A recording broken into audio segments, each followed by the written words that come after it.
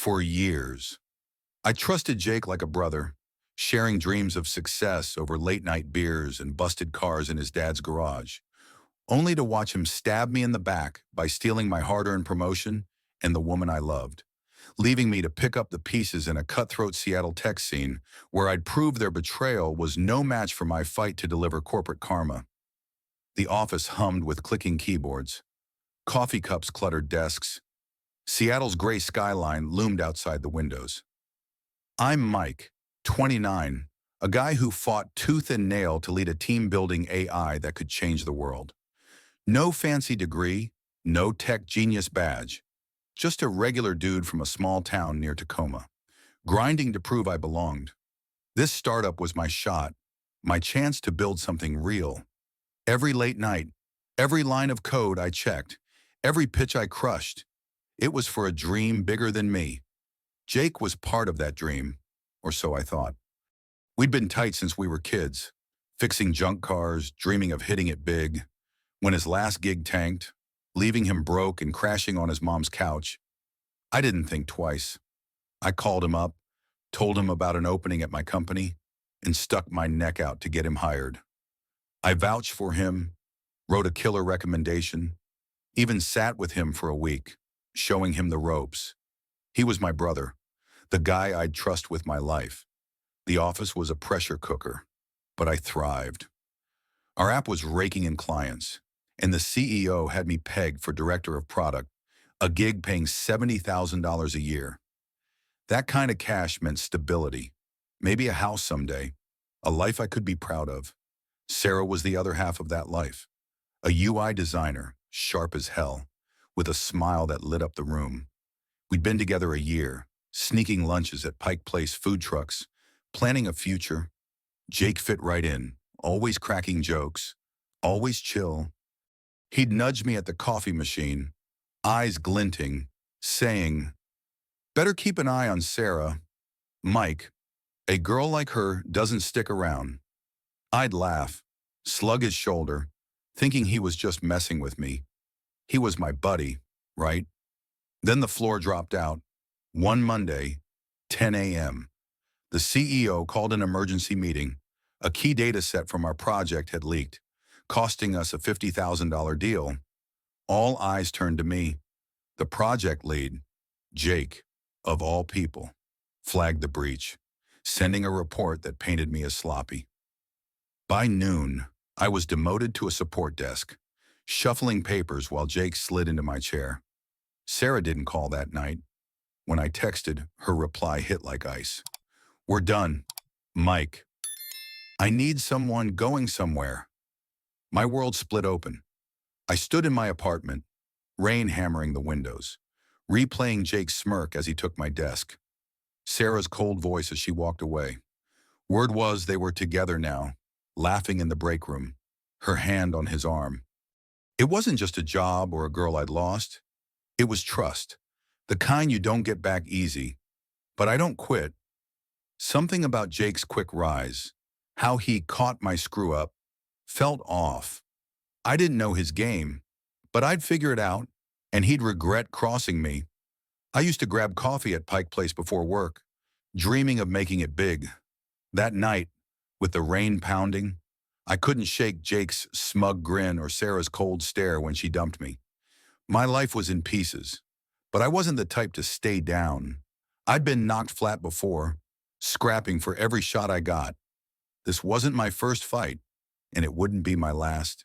I poured a coffee, black and bitter, and sat at my kitchen table, the city's neon glow slipping through the blinds. Jake had played me, and Sarah bailed too fast, like they'd planned it. I wasn't buying it. I'd find the truth, even if it scorched me. Next morning, I dragged myself to the office. My new desk, stuck by the copy machine, felt like a cage.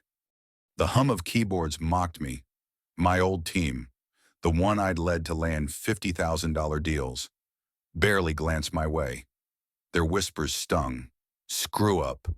Careless. Jake, now project lead, strutted like he owned the place, slapping backs, laughing too loud, his eyes flicking to me to see if I was watching. I was, Sarah was worse. She glided past, her perfume lingering, eyes fixed ahead like I was a ghost. Once, at the water cooler, her fingers twisted her hair, her voice sharp when I said hi. Mike, move on. You're making this harder than it needs to be. Her words cut, but her eyes flickered, like she was hiding something. I'd noticed her lingering at Jake's desk weeks earlier, their whispers too quiet, her smile too sharp. I hadn't thought much of it then, but now it screamed guilt. I didn't push, not yet. I started small, keeping my head down, grinding through grunt work. But every night, I stayed late, the office empty except for the janitor's vacuum. I still had read-only server access from my lead days. It wasn't much, but it was enough. I dug through Jake's files, commits, emails. At first, nothing jumped out. He was slick, covering his tracks, his work polished, too polished. One night, I spotted a presentation he'd sent the CEO, a pitch for a $70,000 client. The slides felt familiar, down to the font and phrasing. I checked my old backups on a personal drive. There it was, my work, word for word, from a pitch I'd scrapped months ago. My blood boiled. Jake wasn't just in my chair. He was stealing my ideas, passing them off as his. I saved a copy, time-stamped, and kept digging. The office wasn't the same without me running things. Deadlines slipped, bugs piled up, Jake's charm fading fast. I overheard two coders at lunch, whispering by the vending machine. Jake's in over his head, one said, cracking a soda. He's riding Mike's old plans, but he's clueless. The other nodded. And Sarah's always in his office, like she's coaching him. My gut twisted. Sarah coaching Jake? I flashed back to her quick breakup, her dodging me. Was she in on this? I needed more than a hunch. One Friday, 6 p.m., I was filing reports when Jake called a team huddle. He stood at the whiteboard, marker in hand, pitching a new feature. I hung back, unnoticed. His pitch was smooth, but the core idea was mine, from a late-night brainstorm over beers when I thought he was family. After the meeting, I cornered him by the coffee machine, voice steady. Nice pitch. Jake, borrow my brain again? His smile didn't reach his eyes. Get over it. Mike, you're done. And you know it. His grin faltered and he walked off too fast. He was hiding something. I was closing in. The next week, things got ugly. A bug crashed a demo, costing us a $20,000 contract. Jake pointed at me, saying I missed it in my support role. The CEO called me in, voice like gravel. Mike, you're on thin ice. One more slip. You're out. I showed him my logs, proving I'd flagged the bug weeks ago. But Jake ignored it. The CEO backed off, but his eyes said my chances were running out. I wasn't just fighting for my job now. I was fighting for my name. That night, I sat in my truck outside the office, Seattle's skyline glinting like a dream I couldn't touch. My dad, a factory worker, used to say, "Son, when someone knocks you down, you don't stay there. You get up and hit back harder." I wasn't done. I got smarter, snapping photos of my desk nightly, documenting every file I touched. I backed up every email, every chat, anything to prove I wasn't the problem. One evening, I saw Sarah slip out of Jake's office, face flushed, clutching her bag. She didn't spot me, but I saw her shove a flash drive in her pocket. My pulse raced. What was she hiding? I checked the server logs later. At 1 a.m., someone using Jake's login downloaded a chunk of project data. It didn't add up. Jake was sloppy, but not that sloppy. Was Sarah pulling the strings? The team was turning on me, their glares sharper, whispers louder. Someone taped a loser sticky note to my monitor. It stung, but it lit a fire. I wasn't the loser. Jake and Sarah were playing a game, and she was deeper in it than I'd thought. One night, I stayed late, the office dark except for my screen's glow. I found an email Jake sent to a rival startup, Vague but damning. Data's ready. $10,000. As discussed. My hands shook. He wasn't just stealing my work. He was selling out our company. I saved it. Heart pounding. Then I saw Sarah's name CC'd. Her reply short. Make it quick. My chest tightened. She wasn't just along for the ride. She was driving. I leaned back, the office silent, the weight of it all crushing me. A hidden file was my next clue, and it would take them both down. The truth hit me like a punch in that dark office. My laptop screen searing my eyes as I stared at Jake's email, selling our data for $10,000, and Sarah's cold reply to hurry up. My hands shook. My breath caught, a storm of rage and betrayal tearing through me, as if the ground itself had betrayed me by staying still. This wasn't just a backstabbing friend.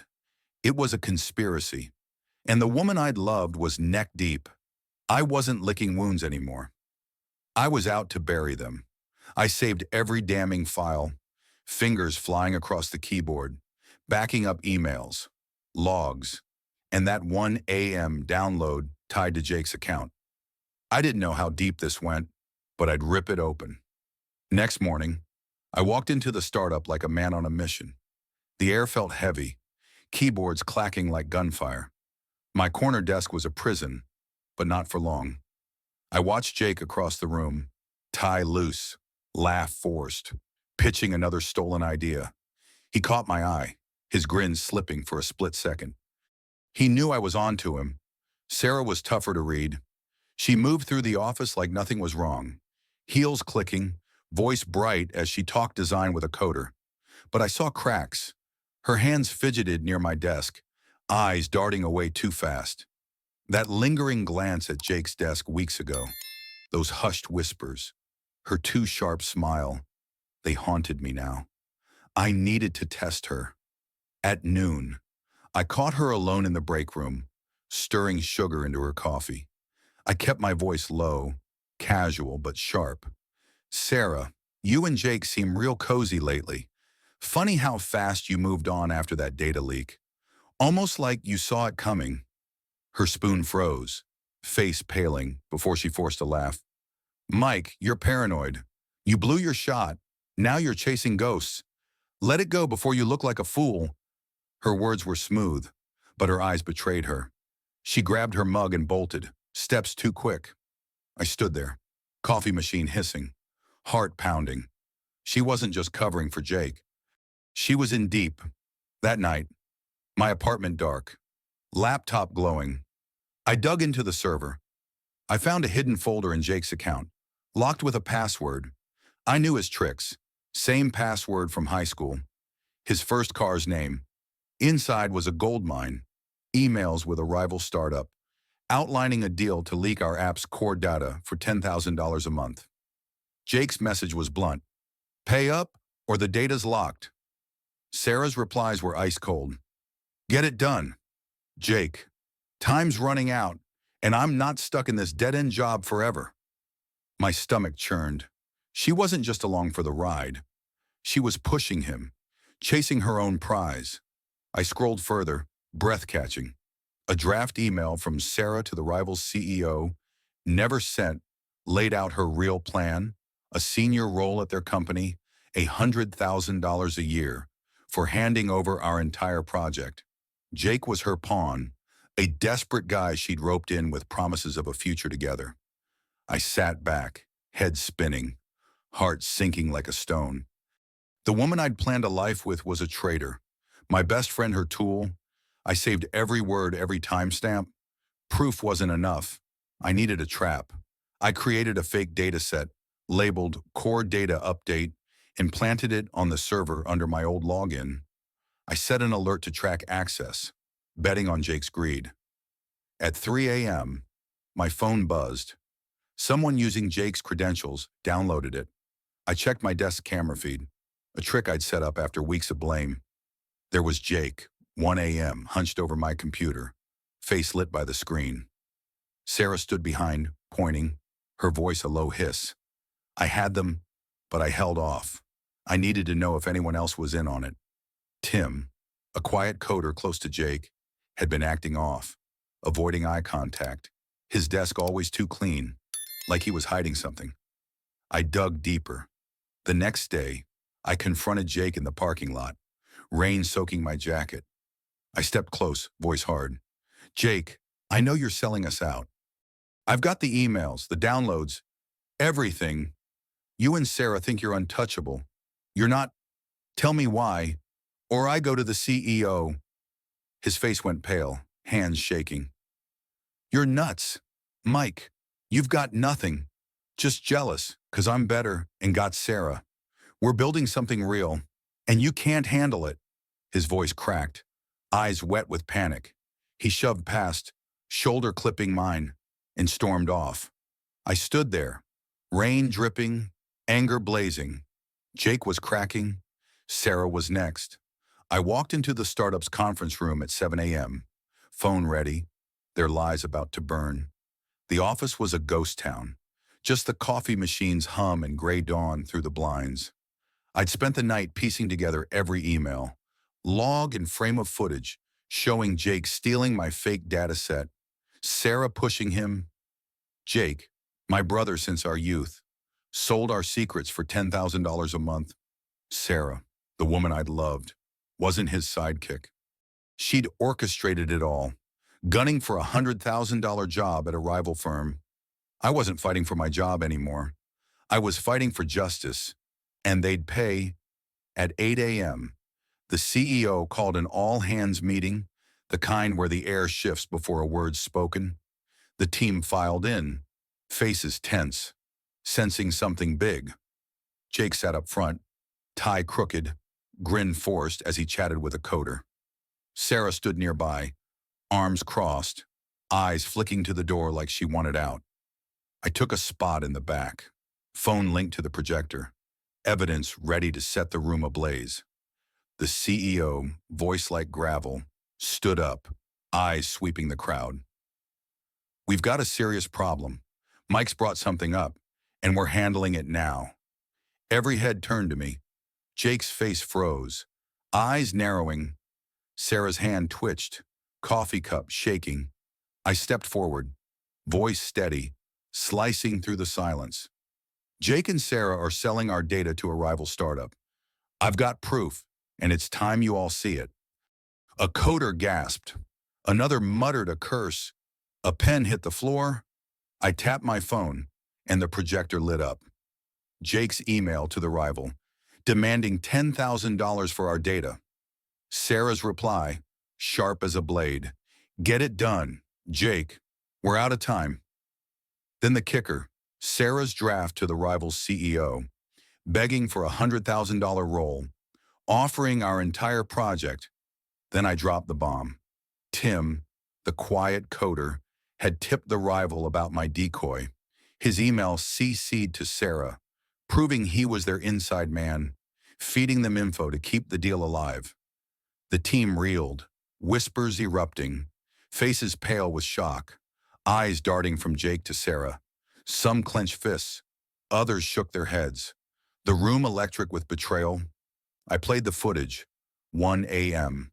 Jake at my desk, downloading the decoy. Sarah whispering behind him.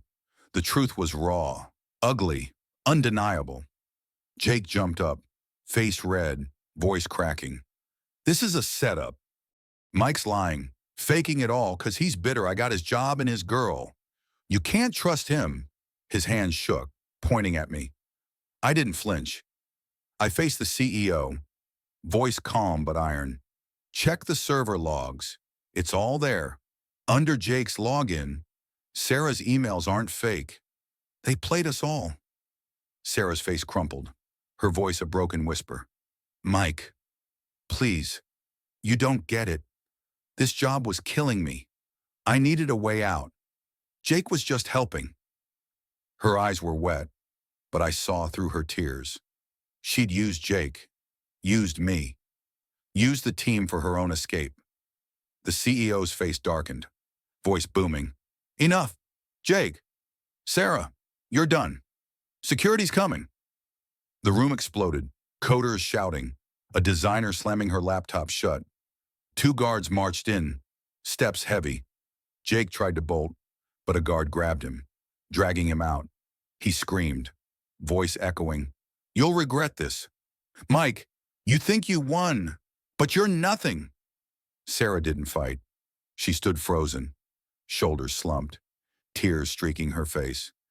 As guards led her out, she turned, voice barely audible. "I'm sorry, Mike. I didn't mean to hurt you this bad." Her words stung, but I didn't answer. I'd loved her once. That was gone, buried under her lies. The team was chaos. Some glared at Jake's empty chair. Others stared at me like I was a stranger. The CEO raised a hand, silencing the room. "Mike, step up. You're project lead again. Effective now. Show us what you've got." Cheers erupted, a coder whooping, fists pounding the table. I nodded, chest tight, the weight of it all hitting me. I'd won my job back, cleared my name, watched Jake and Sarah's world collapse, but the scars remained. Jake's betrayal, Sarah's tears, the team's shaken trust. It was a hard-fought, heavy victory. I walked to the window, Seattle's skyline sparkling in the morning light. The office buzzed behind me, but my mind was on those emails. The rival wasn't just a faceless enemy. They'd planned to poach our whole team, and Tim's tip-off about my decoy proved it. Jake's last threat rang in my ears. This wasn't over. I'd exposed their game, but the stakes were higher than I'd thought. I had to be ready for what came next. That night, on my apartment balcony, Seattle's skyline glittered like a promise I'd fought to keep. Jake and Sarah were gone, their lies burned to ash in a blaze of truth. I'd won back my job, cleared my name, stood taller than ever in that buzzing office. But victory didn't feel like I'd expected. It was sharp, jagged, carved from the scars of betrayal by the two I'd trusted most. Jake, my brother since our youth, sold our secrets for $10,000 a month. Sarah, the woman I'd planned a future with, pulled his strings, chasing a $100,000 job at a rival. I'd brought them down, but it cost me. Trust was gone, snuffed out like a flame. I leaned against the railing, cool June air brushing my face, the city's hum a quiet reminder that life moved on. The office had shifted since that morning's showdown. The team rallied behind me, their cheers still echoing, but their eyes held questions. They'd trusted Jake, laughed with Sarah, and now they looked at me like I might be hiding something. I got it. Betrayal leaves a stain, and I felt it too. My dad, a factory worker, used to say, "Mike, you don't win by yelling loudest. You win by being smarter, tougher, never letting them see you break." I hadn't broken, but I'd come close. Those nights digging through server logs, tracking Jake and Sarah, I'd felt the anger, the hurt, the fear of losing it all. But I learned something. You don't fight for a job or a title. You fight for who you are, for the truth that keeps you standing when the world tries to knock you flat. A week later, the CEO called me into his office, desk piled with papers, rain streaking the windows. He leaned back, voice gruff but warm. "Mike, you didn't just save this project. You saved the company. You're director of product next month. $70,000 a year.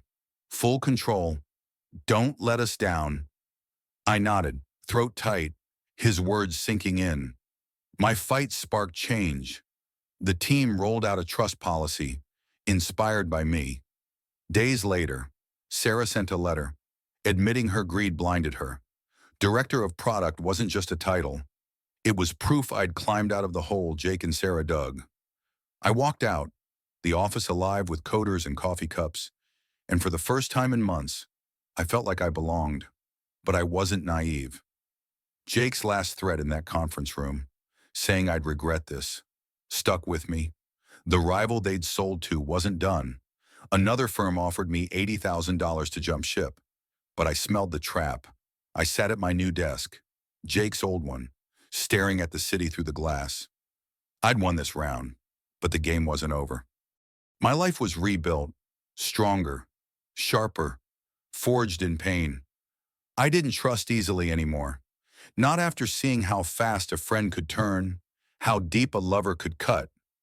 But I didn't need to. I had my grit, my truth, and that was enough. I thought about the kid from my hometown, fixing cars with Jake, dreaming big. That kid was gone, replaced by a man who'd learned to stand alone, fight for what's his, never back down. This isn't just my story. It's yours too. If you've been stabbed in the back, lost what you loved, and had to claw it back, you're tougher than you know, stronger than they think. Stand up, fight smart, don't let the snakes win. Share your betrayal story on X with Push or Fight Back. Tell us how you pushed back. Hit like if you felt this fire. Subscribe to join the fight. Keep your eyes open, because the world's full of Jakes and Sarahs, and I'm not done watching for them.